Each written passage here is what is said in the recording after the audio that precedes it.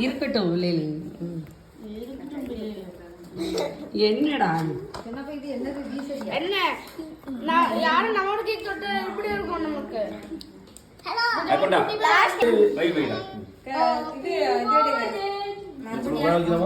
ஆமா அதுல எங்க நீங்க எந்த பக்கம் நின்னுங்க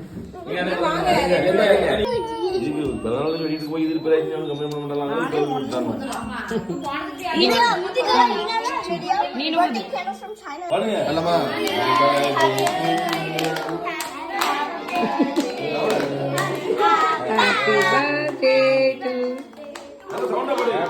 Happy